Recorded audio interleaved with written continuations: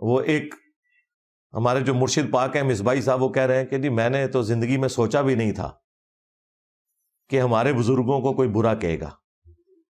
ایک وقت آئے گا لوگ اپنے اسلاف کو برا کہیں گے. میں اکثر سوچا کرتا تھا یار کوئی حضرت جنید بغدادی کو بھی برا کہے گا، کوئی حضرت بایزید بستامی کو بھی برا کہے گا، کوئی حضور غوث اعظم کو بھی برا کہے گا. کیسے ہوگا یہ؟ تو حضرت پھر جیلم کے اس لونڈے نے بتا دیا کہ ایسے ہوگا. تو مجھے دکھ ہوتا ہے کہ میں اس دور میں ہوں کہ جس دور میں حضور غوث اعظم کے لیے کہا جا رہا ہے کہ وہ تشیعی کوئی نہیں، کہ جس دور میں حضرت بایزید کے لیے کہا جا رہا ہے کہ بایزید تشیعی کوئی نہیں. اس جیلم کے لونڈے نے ثابت کر دیا حضرت کہ اس طرح ہوگا. حضرت اور دیکھیں وہ روایتیں جو ان کے بارے میں تھی وہ ہم پہ فٹ کر رہے ہیں کہ جی ایک زمانہ آئے گا لوگ جو ہے اسلاف کو برا کہیں گے. اسلاف وہ ہیں کہ جنہوں نے اپنے ناموں کے کلمے پڑھائے. اسلاف وہ ہیں جو یہ کہتے رہے کہ میرا جھنڈا محمد کے جھنڈے سے بڑا ہوگا.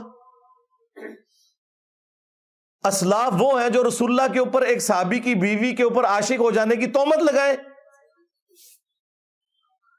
اسلاف وہ ہیں جو یہ کہیں کہ رسول اللہ کی قبر مبارک میں ہڈیاں ہیں، اور لعنت ہے ایسے تمہارے اسلاف کے اوپر جو اس قسم کے گستاخانہ عقیدے رکھتے تھے. میرے نبی سا ہے ہی کوئی نہیں، تیرے بابے تھے شاہ ہی کوئی نہیں.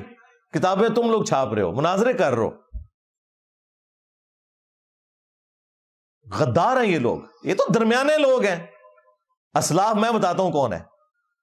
اسلاف ہیں ہمارے اہل البیت علیہم السلام، صحابہ اکرام علیہم رضوان، تابعین تبع تابعین، اور اس کے بعد ائمہ محدثین. یہ ہیں ہمارے اوریجنل بابے، امام بخاری، امام مسلم، جنہوں نے اپنے نبی کے ساتھ غداری نہیں کی. تمہارا کیا لینا دینا ان بزرگان دین کے ساتھ؟ تمہارے تو بزرگ ہی اپنے ہیں. دھوکہ دینا بند کرو.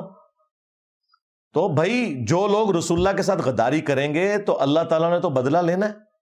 اِنَّا كَفَيْنَاكَ الْمُسْتَهْزِئِينَ، اے نبی آپ کا ٹھٹا اور مذاق اڑانے والوں کے مقابلے پر ہم آپ کو کفایت کریں گے.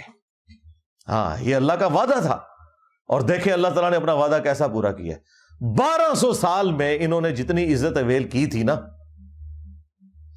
12 سال کے اندر اللہ تعالیٰ نے ان کی مٹی پلید کر کے رکھ دی ہے. کتنی بڑی بلا ان کے اوپر چھوڑ دی ہے. میرے نبی سا ہے ہی کوئی نہیں، تیرے بابے تھے شاہ ہی کوئی نہیں. اب یہ وکٹم کارڈ نہ کھیلو کہ جی ہمارے اسلاف کو برا کہہ رہے ہیں. وہ اسلاف ہے ہی نہیں ہے بھائی، وہ درمیان کے لوگ ہیں. یہ وہ اسلاف ہیں جنہوں نے صحابہ کے ساتھ، اہل البیت کے ساتھ، اور سب سے بڑھ کر رسول اللہ کے ساتھ غداری کی ہوئی ہے صلی اللہ علیہ وآلہ وسلم. انہوں نے اپنے اسلاف کے ساتھ غداری کی ہے. ہم صرف ان بابوں کو مانتے ہیں جو کتابوں کو مانتے ہیں. جو کتابوں کے غدار ہیں ان بابوں کے لیے کوئی عزت نہیں ہے. اور یہ جو اکثر لوگ کہتے ہیں نا جی وہ انجینئر صاحب دیکھیں قرآن پاک میں ہے کہ لوگوں کے جھوٹے خداؤں کو برا نہ کہو کہ وہ تمہارے سچے خدا کو برا کہیں گے. تو آپ ذرا ان کے بابوں کے اوپر ہاتھ ہولا رکھا کریں. اچھا اس کا مطلب یہ ہے کہ آپ ہمیں یہ کہنا چاہ رہے ہیں کہ ہم جن کے بابوں کو چھیڑ رہے ہیں یہ کسی اور دین کے ماننے والے ہیں؟ یہ آج بابوں کے ماننے والے یہودی ہو جائیں، کرسچن ہو جائیں، ہندو ہو جائیں، ہم ان کے ساتھ اسی کے تحت ڈیل کریں گے.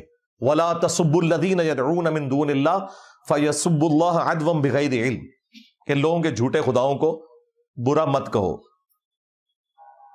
لیکن جب تم ہمارے خدا کا نام لوگے، ہمارے نبی کا نام لوگے، تو پھر تمہاری سزا ہوگی غداری والی. آج بھی جو یو این او میں قیدیوں کے جو احکامات ہیں نا چارٹر کے اندر، جو ان کے حقوق ہیں، وہ مخالف فوج کے قیدیوں کے لیے ہیں. اپنی فوج کا کوئی شخص غداری کرے تو اس کی سزا سیدھی سیدھی قتل ہے. اس طریقے سے کافروں کے ساتھ ڈیلنگ ڈیفرنٹ ہے. ان کے لیے یہی آیت ہے، یہ کافروں کے بارے میں آیت ہے کہ لوگوں کے جھوٹے خداؤں کو برا نہ کہو. تم تو مسلمان ہونے کے دعوے دار تھے، اس کا مطلب ہے تم خود ہی کہتے ہو کہ ہم کسی دوسرے مذہب کے ماننے والے ہیں. ٹھیک ہے نکل جاؤ، پھر ختم ہوگی بات. لیکن اگر تم کہو کہ ہم مسلمان ہیں تو بھئی مسلمان جو ہوگا پھر وہ اللہ اور اس کے رسول کے ساتھ غداری نہیں کر سکتا عز و جل و صلی اللہ علیہ وآلہ وسلم. پھر غداروں کے لیے سیدنا عمر کی تلوار ہے اور انجینئر صاحب کی زبان ہے. اللہ کا شکر کرو کہ حضرت عمر نہیں ہے، ورنہ قبریں اکھڑواتے تمہارے بزرگوں کی، جنہوں نے اپنے ناموں کے کلمے پڑھائے، جنہوں نے رسول اللہ کی شان میں گستاخیاں کی.